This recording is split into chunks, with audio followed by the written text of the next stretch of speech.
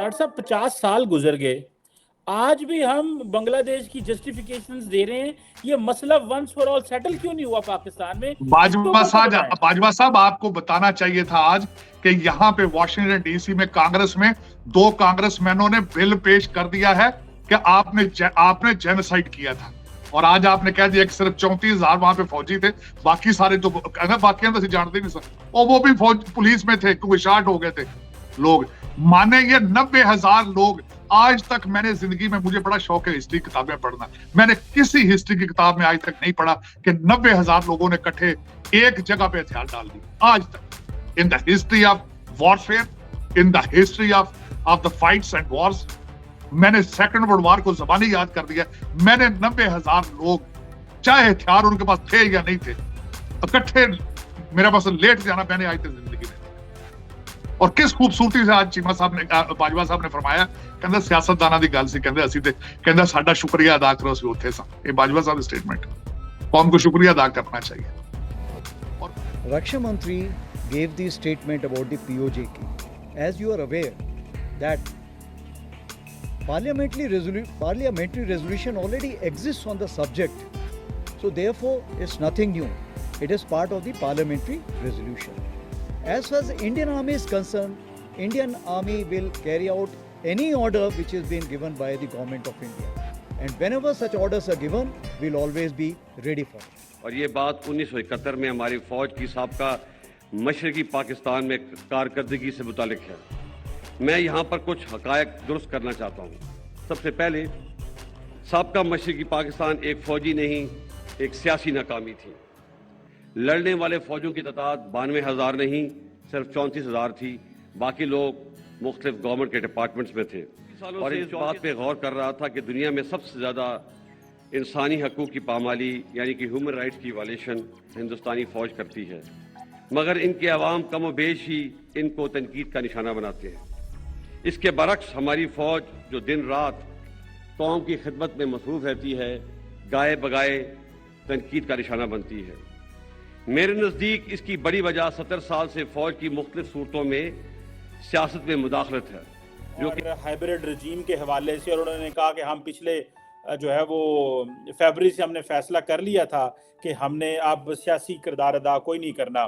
एक नाजुक मौके के ऊपर जब सारा पाकिस्तान लड़ रहा है, भारत के वो जो नॉर्दर्न कमांड के जनरल साहब हैं वो कह रहे हैं आज हमें अगर हुकूमत मौका दे तो हम तो जब आज़ाद कश्मीर को आज जो है वो कैप्चर कर लें, कब्जा कर लें। तो इस सारी सिचुएशन में जहाँ पे सियासतदान लड़ रहे हैं, फौज माफिया मांग रही है, आपका इंस्टीट्यूशन जो है वो बजाय अब सियासी पार्टियों को कहें अपना कथारसिस शुरू करें, आप अपने बॉर्डर की तरफ देखें। इस अदारे ने कहा है हमने सियासत में नहीं रहना, लेकिन फरवरी तक मुल्क खत्म हो चुका है ऑलमोस्ट।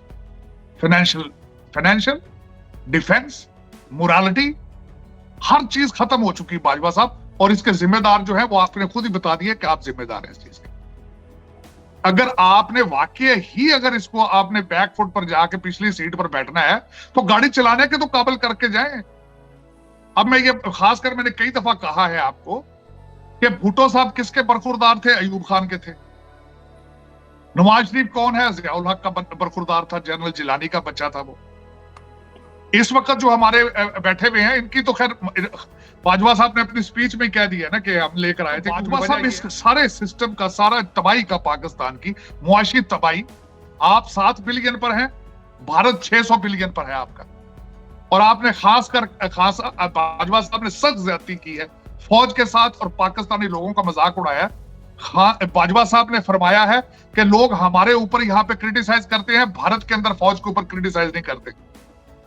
बाजवा साहब कोई खुदादा ना लो, वहां पे मुल्क 6 महीने में किसी को आप अपनी फौज से पूछे आर्मी चीफ का नाम बताएं तो वो नहीं बता सकेंगे इंडिया के आर्मी चीफ के बाद। सरहदों के ऊपर इस वक्त आवाज आ रही है कि we are ready to take the Pakistan occupied Kashmir. और दूसरी बात ये मैं कहना चाहूंगा, 10 लाख की फौज है, आपका बजट कौन देगा?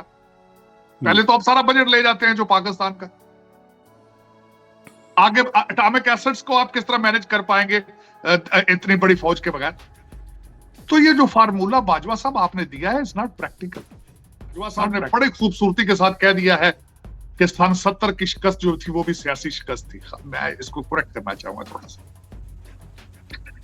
AR सदीकी साहब हैं, उन्होंने अपनी किताब के अंदर याह्या खान के बारे में लिखा था। उन्होंने कहा था कि जनरल उमर के जरिए जो याह्या खान थे वो पैसे सियासतदानों को देते रहे उस वक्त, और उस वक्त के इलेक्शन जो थे वो भी डूबियस थे। तो ये आपकी इन्वॉल्वमेंट आज से नहीं है, आपकी इन्वॉल्वमेंट 1947 से है। अयूब खान किस तरह बने थे प्रेसिडेंट, आपको ये भी पता होना चाहिए। आपने सिर्फ एक, मैं कहता हूं जब भी मार्शल लगा वो एक पाकिस्तान की शिकस्त थी। आपको सारी शिकस्तों को एक्सेप्ट करना चाहिए था। जिस तरीके से परवेज मुशर्रफ साहब ने एक जहाज से बैठ के एक बंदे को जेल अरेस्ट करा दिया था, वो भी एक शिकस्त थी पाकिस्तान की। ये सारी शिकस्तें आपने एक्सेप्ट करनी चाहिए आप। और दूसरा ये कि जब तक किसी चीज को एक्सेप्ट न करें, एडमिशन न करें, करेक्शन ठीक नहीं। जो नादरन आर्मी कमांड के अपिंद्रा उनका नाम है, अपिंद्रा देवदी उनका नाम है, उन्होंने जिन्होंने स्टेटमेंट दी है, उन्होंने कहा we are ready, we are waiting for the signal, it is a matter of signal, we can take Pakistan occupied Kashmir within very short period of time. और ये दूसरी स्टेटमेंट है। पहले उनके डिफेंस मिनिस्टर साहब पहले ही पिछले 2 हफ्ते पहले स्टेटमेंट दे चुके थे। जे चुके बाजवा साहब इन स्टेटमेंटों का भी जवाब दे देते उसी स्पीच के अंदर, बहुत अच्छा होता, क्योंकि हमारे जैसे लोग अब आज परेशान है कि what is the future of Pakistan. क्यों नहीं जवाब देते तारड़ साहब? डिफेंस मिनिस्टर बोला है, अमित शाह बोला है, नरेंद्र मोदी कारगिल में जाके बोलते हैं, अभी उनके नॉर्दर्न जो कमांड के जो जनरल साहब बोलते हैं। क्यों पाकिस्तानी जवाब नहीं देते? क्या खाइफ हैं, डर गए हैं, या चीमा साहब, पॉलिटिकली? चीमा साहब डिफेंस और बैरियर के प्लाटों से ऊपर सोच जाए तो तब हो। और मैं ये लंबे पैंडे ने 75 साल। और दूसरी बात है, कोई नहीं बाजवा साहब, आप तो यहाँ पंजाब में रहने वाले हैं। मैं दुख है आज मुझे लोग होशियारपुर अमृतसर से यूपी से जो अपनी बहनें फूफियां सारी मरवा कर आए थे, जिनकी इज्जतें लूटी थी, मुझे उन पे दुख है। और यहाँ से जो लोग उधर गए थे उन पे दुख है। हमने पाकिस्तान बनाया ही नहीं। दुख, मेरा दुख यही है। उसकी वजह यह है कि सिर्फ नारे की हद तक कागजों में पाकिस्तान का मतलब क्या है, ला इलाहा इल्लल्लाह, ये उनसे पूछे जिनकी बहनें फूफियां खाले मामू मारे गए थे। जब पूरी ट्रेनें कटी थी वो कभी पढ़े, उनके बारे में देखें, ये फिर समझ आती है कि बना कैसे था और अब ये किस तरह टूट रहा है और किस तरह इस वक्त। और मैं आज आपको एक और बात बताना चाहता हूं। बाजवा साहब ने बिल्कुल कहा, और इनका जवाब क्यों नहीं दे रहे हैं। ये भारत से बयान क्यों आया, ये इसका भी मैं वजह बता देता हूं। रशिया ने क्रीमिया टेक ओवर कर लिया, कुछ हुआ था। चाइना ने ताइवान के चक्कर लगा रहे हैं, कुछ हुआ। और आज मैं बता रहा हूं, अगर उनका सिर्फ और सिर्फ बॉर्डर पे खड़े होकर ये बयान देना सारा कुछ, क्योंकि दुनिया अब अपने पीछे इस स्लगिश इकोनॉमी में सेल्फ जो लोग कंट्रीज अपने मुफाद बेस्ड इंटरेस्ट ले रहे हैं, पुराने लोग अपनी कंट्रीज जो है पुरानी दुश्मनियां सेटल कर रहे हैं, और उसमें दुनिया रिएक्ट नहीं कर रही। ताड़ साहब, ये इंडिया इसलिए बयान दे रहा है कि उनको पता ये इतने इकोनॉमिकली कमजोर है कि ये अब शुरलियां भी नहीं चला सकते। मतलब वो जो चीमा साहब, आप इकोनॉमिकली, ना सिर्फ आप इकोनॉमिकली कमजोर हैं, आप मोरालिटी भी आपकी खत्म हो चुकी है, आपकी शराफत भी खत्म हो चुकी है। मैं क्वेश्चन ये है कि आपकी कौम को जिहाद की जरूरत है। अब तो तालिबान ने भी जिहाद का नारा छोड़ दिया, लेकिन आपने उनको जिहाद उनके मुंह में फीड किया, उनको दिया है। आप कभी TLP बनाते हैं, कभी TTP बनाते हैं, कभी लश्कर तैयबा बनाते हैं, कभी आप कुछ बनाते हैं, कभी कुछ बनाते हैं।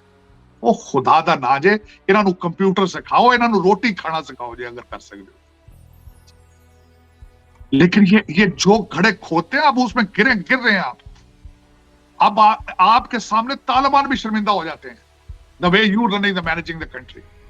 ताड़ साहब, ये जो उन्होंने बात की है कि इंडियन आर्मी ज्यादा हम सियासत में इन्वॉल्व थे, हम पे क्रिटिसिज्म ज्यादा होता है, आप क्या समझते हैं पाकिस्तान की फौज के ऊपर ये इंसानी हकूक का जो क्रिटिसिज्म है, खासतौर पे मिसिंग पर्सन के जो इश्यूज है, इसलिए डिस्कस होते हैं कि इनकी इंटरफेरेंस है, या कि आप समझते हैं कि वो जो बात कर रहे हैं उसमें कितना को वजन आप समझते हैं? देखिए, वजन मैं समझता हूं करते होंगे वो भी वायलेशंस, लेकिन यहां भी वायलेशंस कम होती।